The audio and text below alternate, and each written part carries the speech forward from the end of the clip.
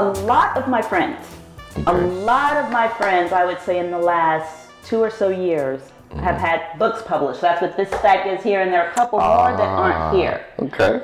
These are my friends, and they actually have had books published on a whole range of topics, and I love that I have friends like that, because I think it's a big deal. I think it's a huge deal to publish a book. But today, we are not going to talk at length about those. We're talking about this one, which is on the very, very top. What is the name of your book? Living in No Man's Land. Living in No Man's Land. Yep. Living in No Man's Land. Let's find out a little bit about you. What is your name? Okay. My name is Abednego Abuto. Although some pronounce, the most common pronunciation I've had nowadays is Abednego. That's what I say. Oh, yes. But I just introduced you as Abednego. I know. But if you ask, no, a lady reminded me this at the Kenyan embassy when I went to get my passport, right? I was like, my name is Abednego. And she goes, no, we say Abednego. Okay. All right. I stand corrected. I was correct. Why did you do that? Just because, did you do that intentionally, or because you heard Abednego so much? No, I did that because I've had so many jokes about my name. Okay. One shack, two shack in the bungalow. Yeah, and recently a close family friend who's kind of like a mom to us, she sent me this one that was Shadrach, Meshach, and the Bean to Go from a coffee bean company. I was like, well, that's a good one. A bean to go. Yes. So I love your name. Thank you. Likewise. You're good friends. One of them call you Ben. Oh yeah. So I'll probably call you Ben because I'm used to calling you Ben, but I love it. Abednego W. Abuto. You have this amazing book. You have a book published, and this is what gives me chills because I love it. At the time of this taping of our conversation, this is on the shelves at Book People. Yeah. Book People is a very famous independent bookstore here in Austin that everybody who lives here knows about. It's right in the heart of downtown. Your book is on the shelves at this bookshop. Yes, it is. What does that feel like? It hasn't really quite hit me yet, to be honest. Yeah. It's literally been on top of the world. I knew I would get here, and now I'm here. Yeah. It's amazing. It's amazing. I want to learn a little bit more about you. Okay. And then I'm going to ask you to actually read one of the poems right here. Okay. But you mentioned Kenya, so you're from Kenya. Yes. How old were you when you got to the United States? I was 12 years old when I came here. Yes, ma'am. Wow. Yes, ma'am. And kind of give us an idea of what brought you from Kenya to the U.S. All right. So my father is now the Vicar General of the Anglican Church of Kenya. And so in 97, he was sponsored by All Saints Episcopal Church out of Fort Worth to come to TCU and go to Bright Divinity School and advance his studies in theology. And so part of that also was he had, I guess, more like an externship. He was also working for All Saints as part of his studies. So he came in 97 on what is called an F1 student visa. Okay. And in 98, he petitioned for my mother and my younger siblings, Henry and Esther, to come on an F2 visa. An F2 is a dependent of an F1 visa holder. Okay. And being on a student visa, your main purpose for being in the United States are your studies. You have the church that's sponsoring you for the studies, and they are to be your resource and your go-to while you're here studying. And so we came September 11th of 98. Yeah, I know. Time has changed it to a different memory, but we left Kenya on the 9th at night and arrived here on the 11th. Wow. And you were 12. Yes, ma'am. I'm going to go ahead and say this now, so I don't have to. Our conversation is not about immigration, and it is. But in this country, the immigration issue is so polarizing. It is something that splits us apart. One of the several things that splits us right down the middle. And the conversations around immigration, particularly people who come here who are undocumented, it causes there's such vitriol. And as Americans, we focus on the issue of immigration as opposed to the humanity of the immigrant. This is me. This is what I feel. Every time this issue comes up in the news, it is about the issue and what our politicians are doing or not doing. And very rarely do we generally focus on the immigrant. And our politicians are always talking about how we are a nation of immigrants, people who came here from other lands. Right. What I love and what I'm learning more about are in talking with people who come from other countries, Black immigrants. Black people, their stories are very different from, I want to say this too, that when we think of immigration and the issue and the word immigrant, I would bet that many, many people, myself included, automatically think of people from Mexico, Central America, Latin America, South America. I don't think we automatically think about the Black immigrant. And their stories are very different. The Black immigrants I've had the privilege of speaking with, they have different stories to tell. And as an American, they're stories that are new to me.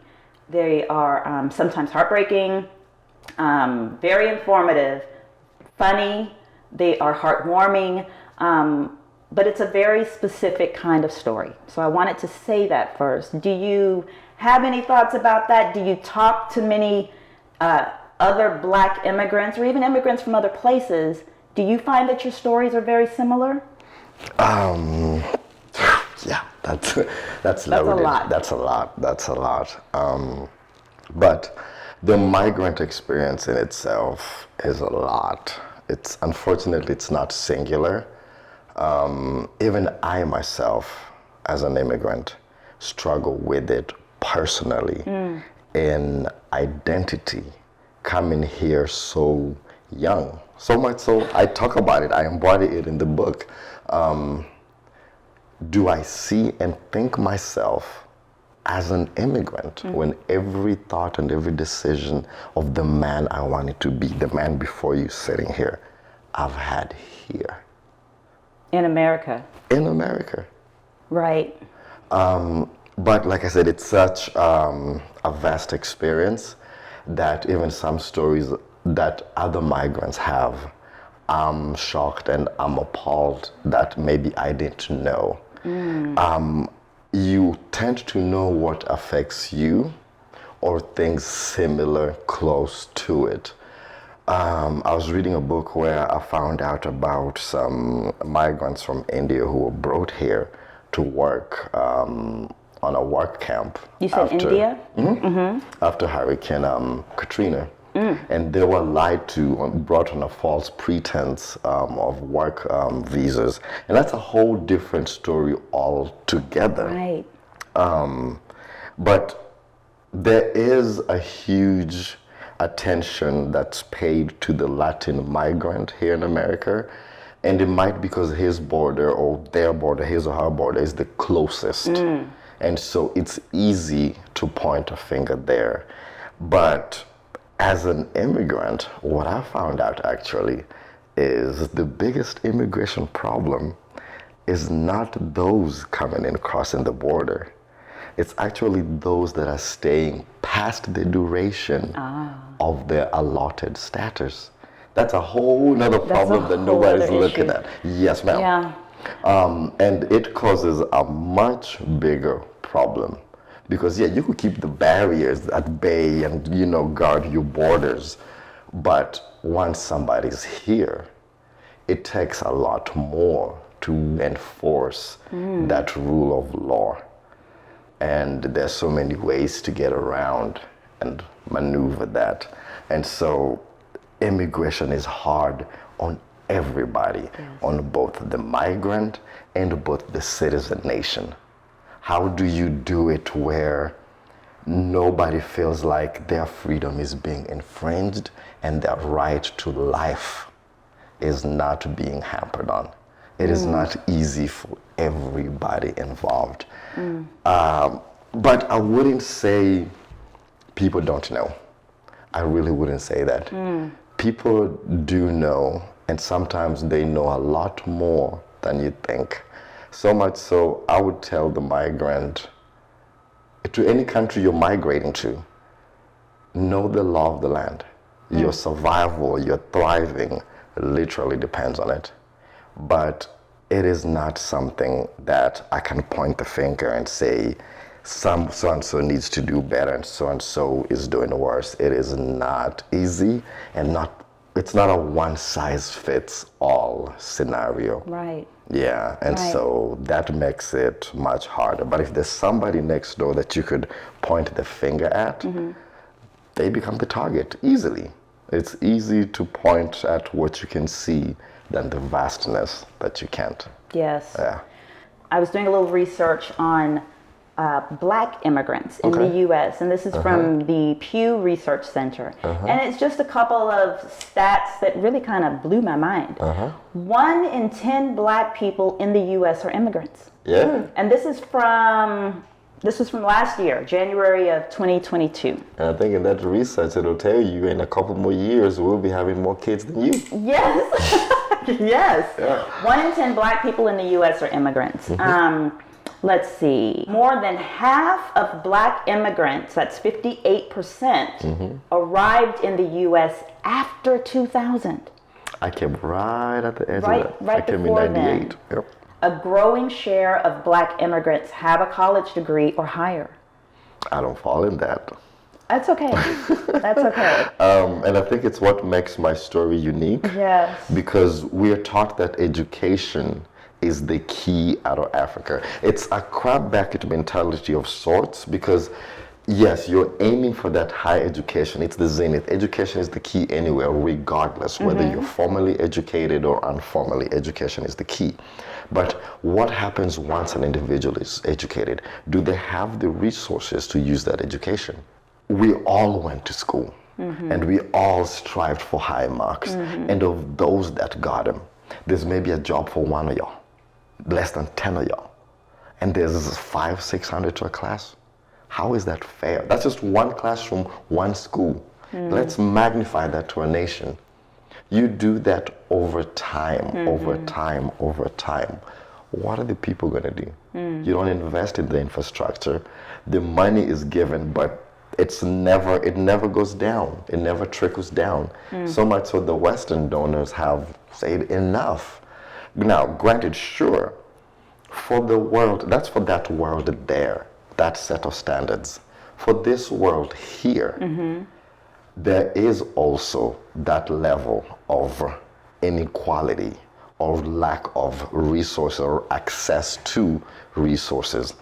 But it's like apples to oranges. For me, coming from the other side, it's still much better than what I have over there. Okay. I want you, tell us about your book, because all of this ties in together. All right. Quickly describe, well, I want to read this actually, and then I want you to talk. This is on the back of your book. Yeah. Why don't you read it? You read it. Okay.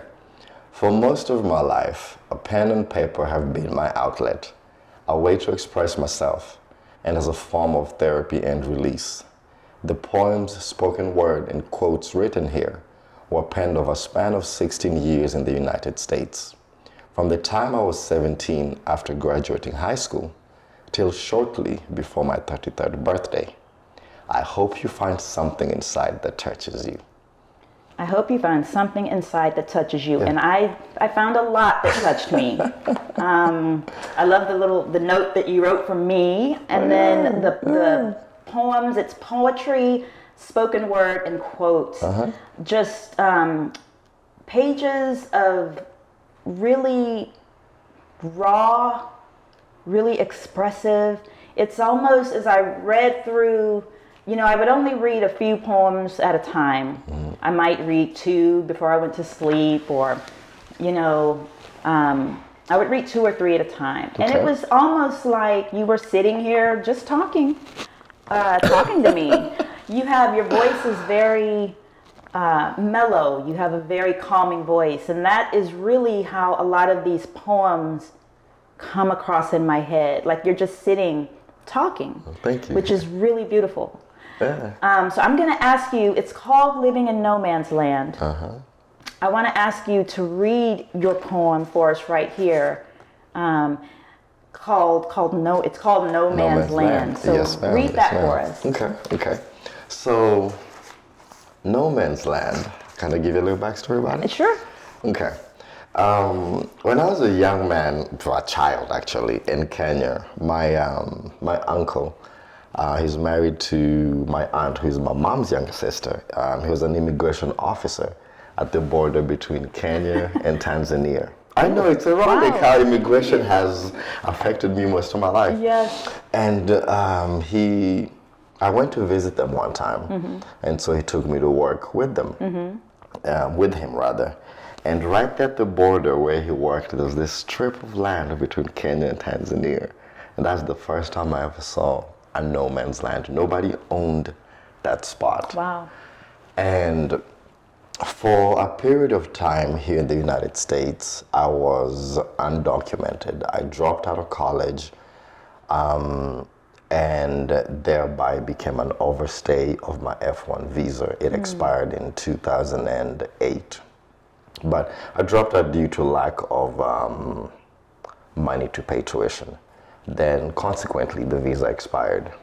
And so that is my time of living in no man's land, where I struggled with, will I be deported to Kenya? And can I fight and say this is home? What right, what grounds do I stand on? I have, one kid is born, then another one is born. I can't work legally at that time, so you don't belong here. But am I gonna go to a country I left over 10 years ago at that time that I don't really know much? I know a few family members, but that village has changed. Those roads have changed. It's a whole other country. It's a whole other country. I want people to hear that. So it's like... But you got here at 12. Oh yeah, I got here at 12. So think about, what we really remember, our teen years, everything that happened. I get that. I understand that. Right. Like you just go back to Kenya. I get it. And had I been fortunate to travel back and forth, that would have been a possibility, sure. But we came as kids on a student visa, limited financial resources in a new country. If mom and dad could go back, they would go, because I had 2 older siblings left. So they're the ones that went. But so that's what the title of the book is an ode to that time. And actually, if you look at your copy, your copy and mine are different. If you look at the spine, there's nothing on your spine. No. Mine has the title. Oh. There are very few people that have your copy. Very few. Wow. And is it one of the first ones? One of the very first ones. Oh. And I won't give out the number, but it's less than 30 that have that book like that. Wow. Even I don't have it.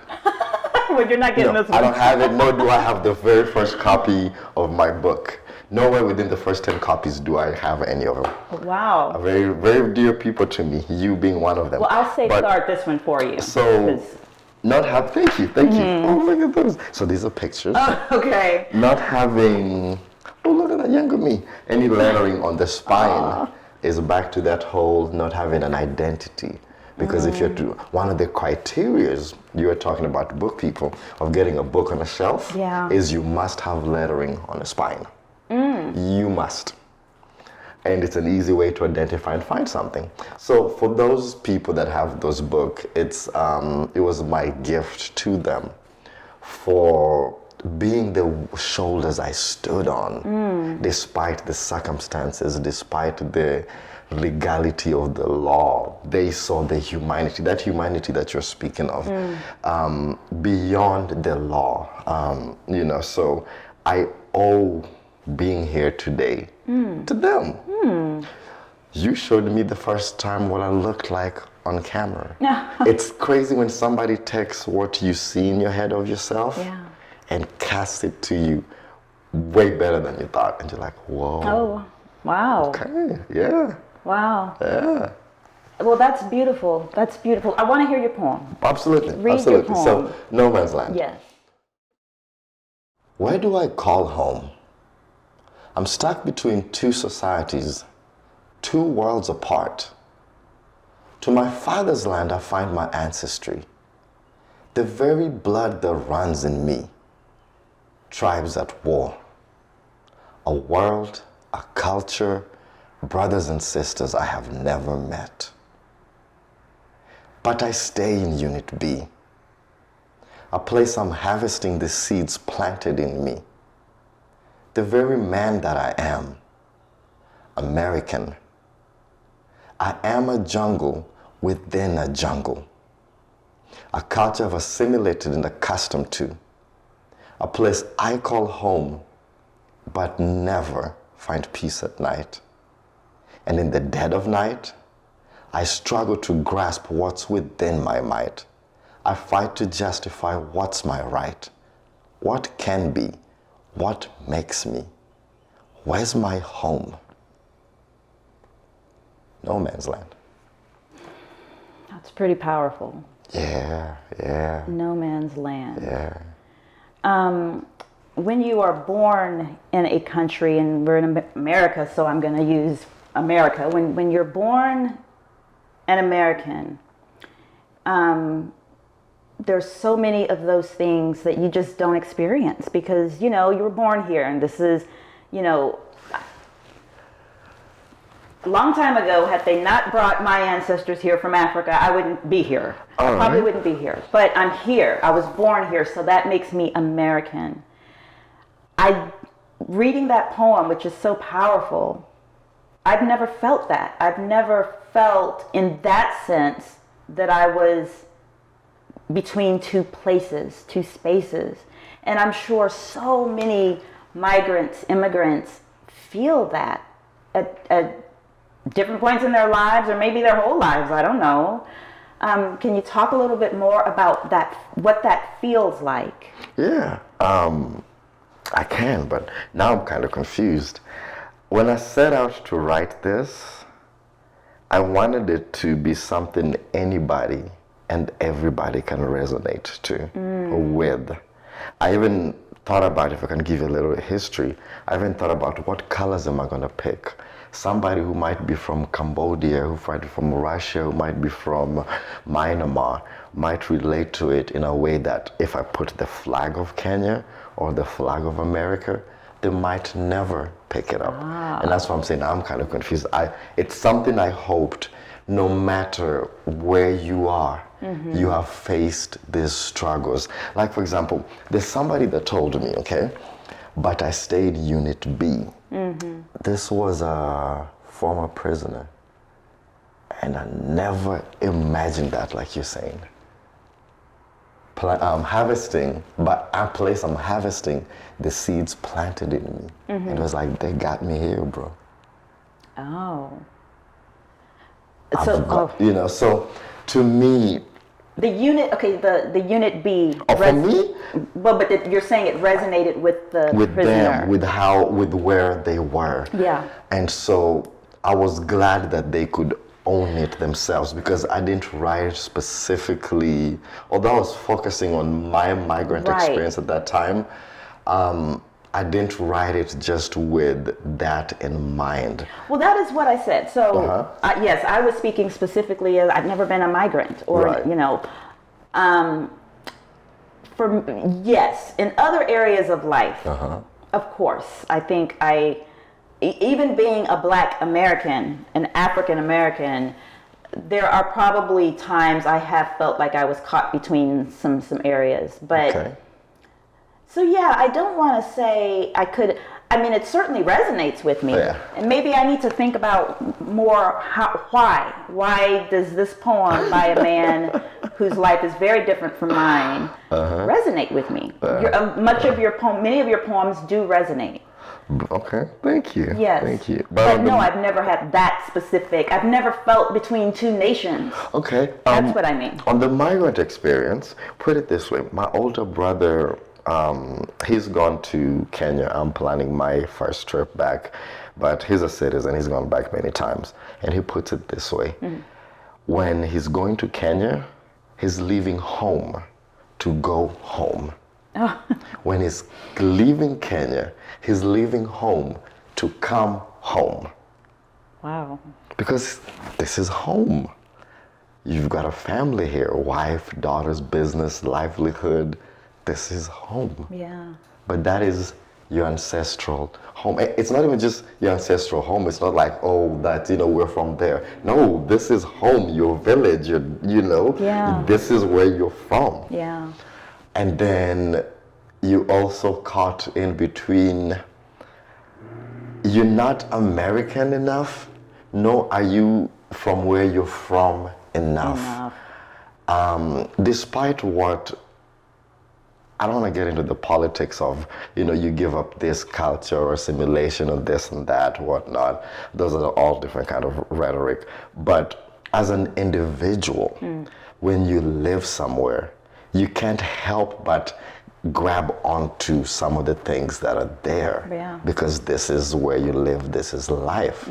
But then when you talk to people who are from where you're from, they'll highlight that change and let you know, oh, you say that with an American accent or with Yes. a foreign, with a foreign accent. So and when you come to, when you're here in America now, well, you're not American enough. Like we still hear the accent. Where's that accent from? And there's extreme versions of that struggle. I had an experience where I casually asked a gentleman who had an accent as well, black man like me. So I thought, oh, African. Like it sounded so much like he was my kinsman, like he's from my tribe, And he was like, it doesn't matter where I'm from. I am a citizen. I have been a citizen for over 10 years. What is your business here at this hotel? Once I've served you, that's all that matters. And he rubbed me the wrong way. But he went on to explain. He was like, do you ask an American that? And I was like, I'm Texan. We do. We hear where you come from. Like, where's that accent from, buddy? That in Texas? I was like, yeah, we do. But he was like, no, my daughter's born here. And she's still told, you must not be black because of how you act. And he's like, I raised her. And so I left, I went walking, and I came back, and I was like, man, I'm sorry if I offended you. I'm new in town. I heard an accent. You sounded like, you might be from where I'm from. I'm sorry if I offended you. That's very interesting. Right. That he probably obviously saw that you were like him, but he was offended by that. Right. And I understand that. And yet I would think because of who you are, he would But he also taught me a lesson. One that maybe I needed to know that not everybody's entitled to your privacy, right? To know where you're from. My accent shouldn't matter. Yeah. Right. If we're in a place where business is what brings us here, that's not pertaining to the business at hand. I may not have liked how it came out, but he spoke the truth. Yeah. Yes. So it's a huge struggle. It's a huge struggle. Yeah. I mean, I can imagine. Now, you were 12 when you moved here. Yes, ma'am. 12 is young, but that's 12 years you were in Kenya.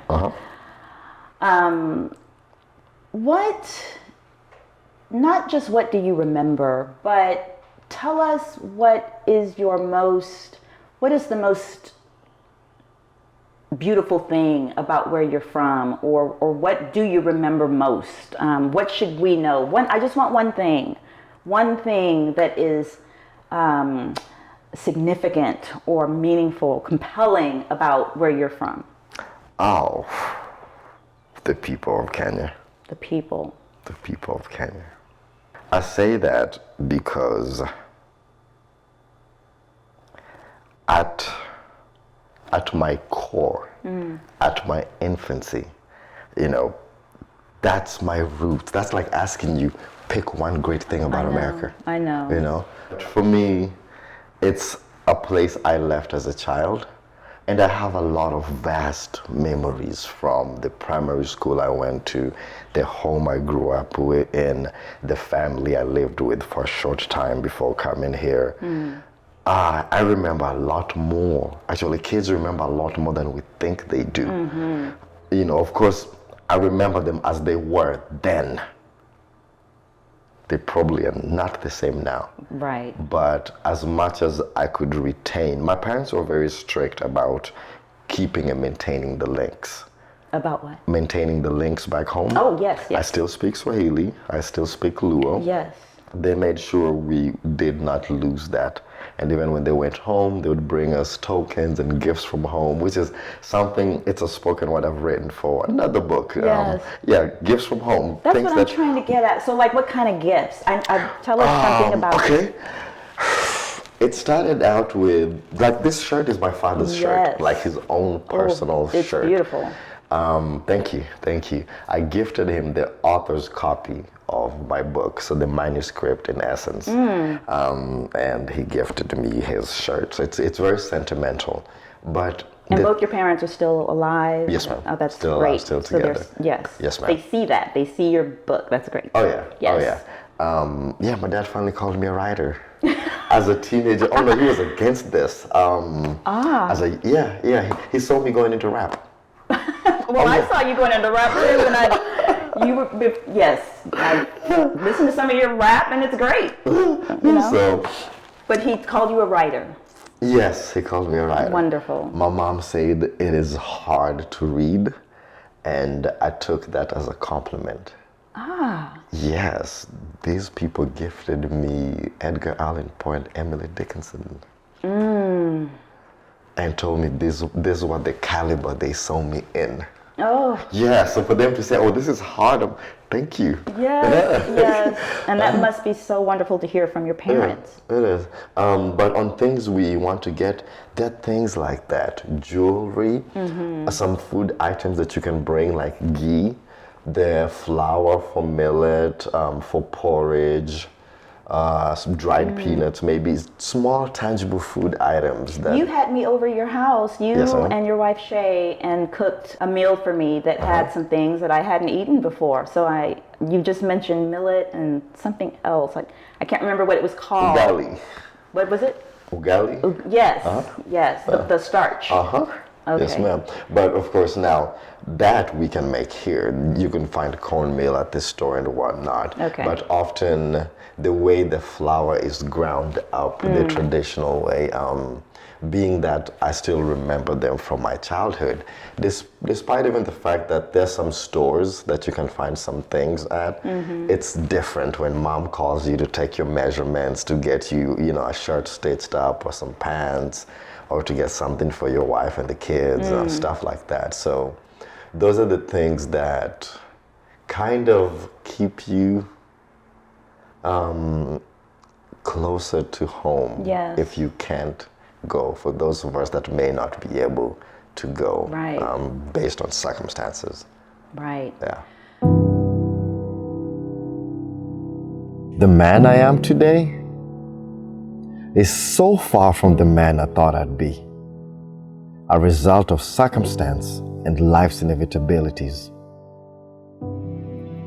I've had to look at myself through different scopes to see the different shades of me. I've criticized the man in the dark only to mirror him with the one in plain sight. I've been through decisions that shook the foundations of my beliefs. And I've had my share of broken pieces of my heart. I've used a propane tank to heat up my house and burned pieces of wood in a barrel so my daughter could stay warm all I make $1. I've spent days and nights in a car without AC and heat in summer and through snow.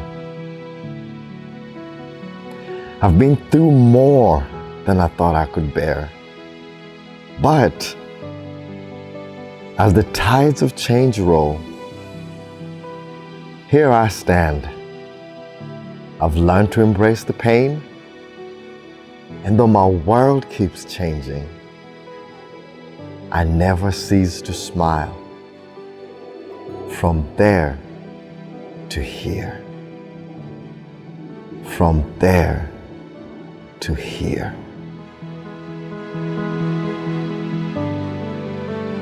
And though my world keeps changing, I never cease to smile. Never, and that's the truth. Every time I see you, you're smiling. And you have this, as you're talking here today, I'm like, I wish he'd speak up because of my mic. You have such a mellow, sort of beautiful, like if we're just out and about, you're so just calm. Chilling. So calm. I'm like, please speak up. You're calm. And that is, so I'm not going to tell you to speak up because it's who you are. I need to talk a little quieter maybe. Oh, that's okay. It's okay. But you never cease to smile. No. And I think even when I wrote it, right,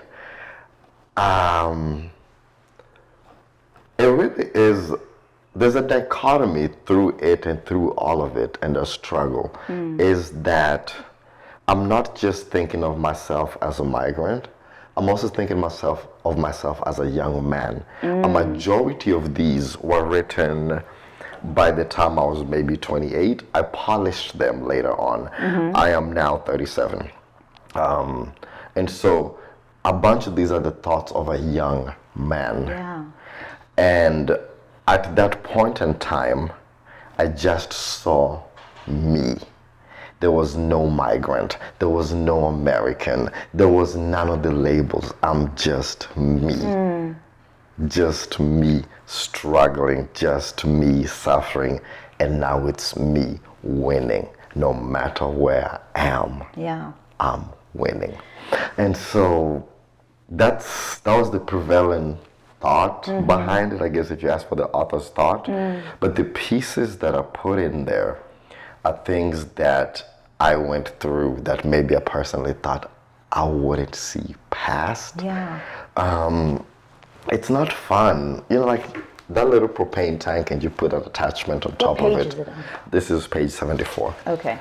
And there's that risk of, you know, you might, if this thing tips over, this little baby girl that's barely 2 knocks this thing over, you know, that's of course unsafe. You can't have that out like that.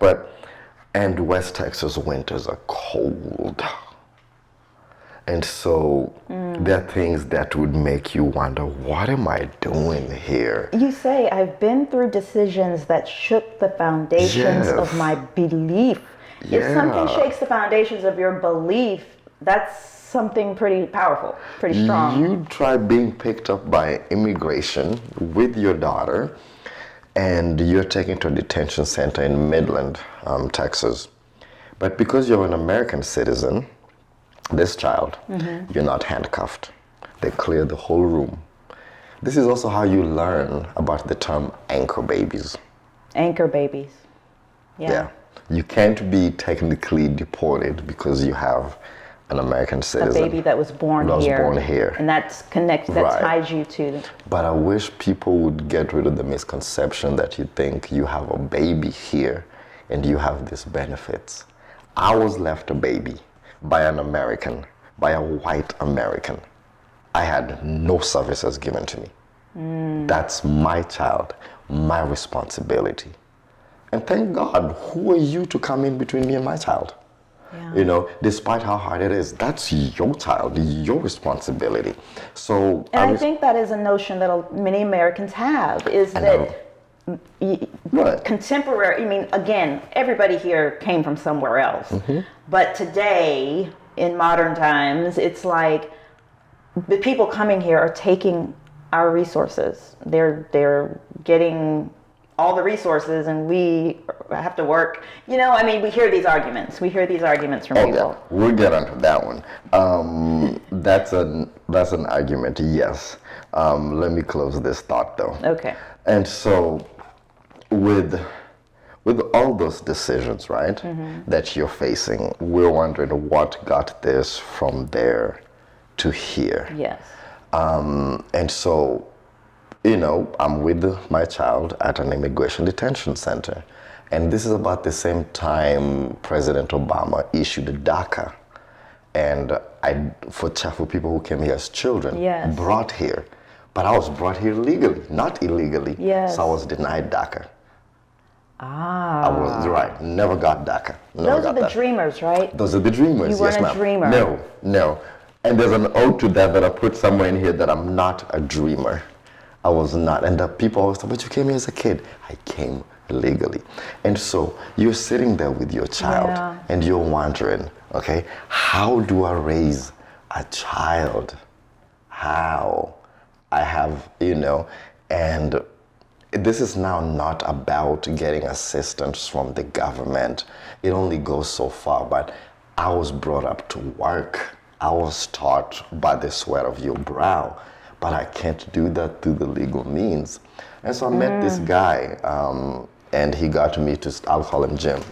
He got me to start cleaning his pig pens. And I met another gentleman named Jackie, and they helped me with contracting work in the oil field, and a bunch of other countless people. That's why I mentioned the people of Crane County, because they made me feel home. But these are the things that shook the foundation of my belief. Yeah. And do I go back to Kenya to what? Yeah. I'm 24. Yeah. What do I know about a country I left 12 years ago? Yeah. And everything I know is what you see on TV too, shit. Yes. Okay. I mean, this is what I'm saying. We need to talk to one another. Like, We need to talk to one another, and the issues are always going to be there, but Yeah. the people are where we really begin Right. to understand. It never Yes. occurred to me that someone who was here legally, but maybe having issues or circumstances, yes, you can't do things because you don't have the proper documentation. Right.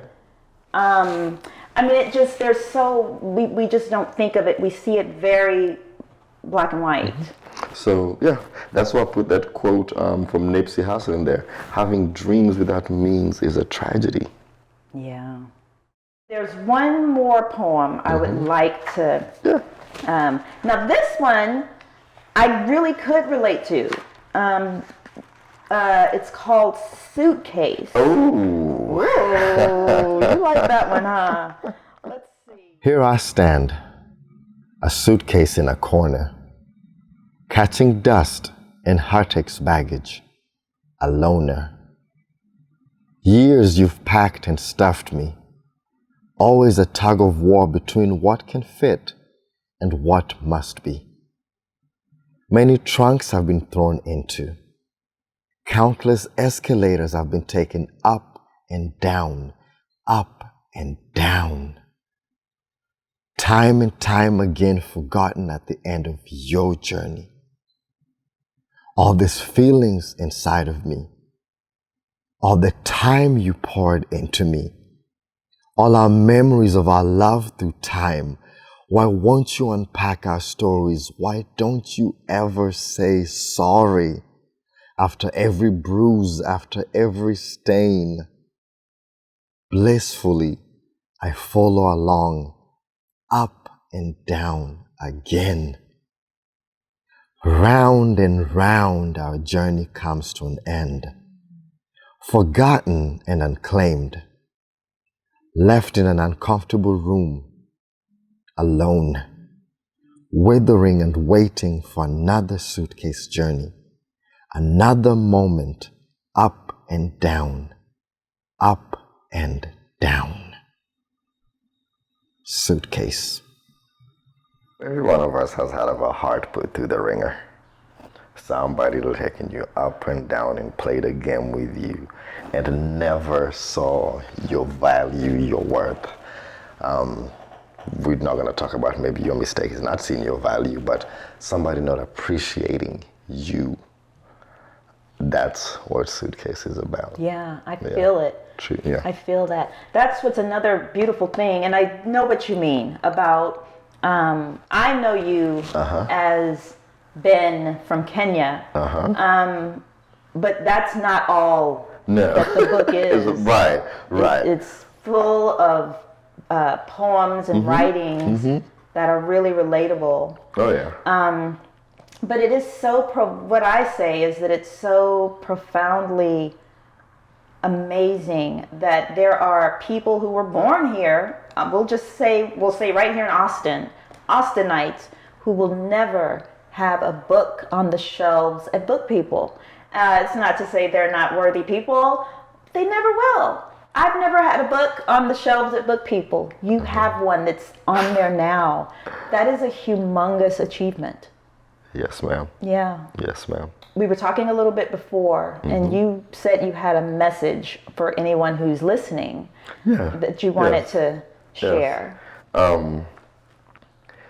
Be a good neighbor. Be a good neighbor. It's how I'm here. Not because of the law, not because of its cracks and loopholes, but because somebody took heart on me. It allowed me to be the best version of myself. Down to my immigration interview, I went there and I'm being told, do you know you've had a deportation order since 2012?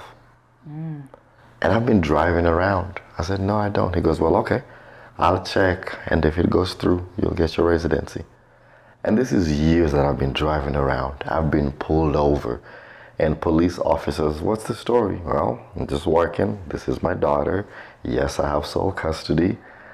I don't have a license. So much so, a police officer tells me, you're not giving me much to work with. By law, I'm supposed to arrest you. You're not giving me much to work with. And it's like, I could drop you off at a police station and have somebody come pick you up. But it's not much of a police station, and that's not where you want a kid. And so he leaves me at a Dairy Queen. Wow. Yeah. And what did you do from that point? I waited for my wife to come and pick me up. Yeah. Yeah. This is, I mean, you know, you'll have people who'll say, well, you're breaking the law. I'm saying I was breaking the law. Yeah. But I'm not denying that. Yeah. At every time that I was stopped, I was facing that. In no man's land, in the dead of night, I try to fight for my right, try to justify that, what can be. I'm asleep wondering, is immigration gonna come knock on my door? Because we know they come raid at night when you're unsuspecting. But at the same time, I'm still living my life daily. I gotta survive somehow. Yeah. Begging is not an option. I was taught and raised to work. And so I thank God that somebody gave me a chance, despite all the circumstances, despite all the fear, all the xenophobia. Somebody saw me. They were a good neighbor. Right. Not the titles, not the labels. They saw me. And some of them I may not be able to tell thank you personally. So thank you. Oh, I love that. I love that. You are a wonderful, wonderful friend, and you're very talented.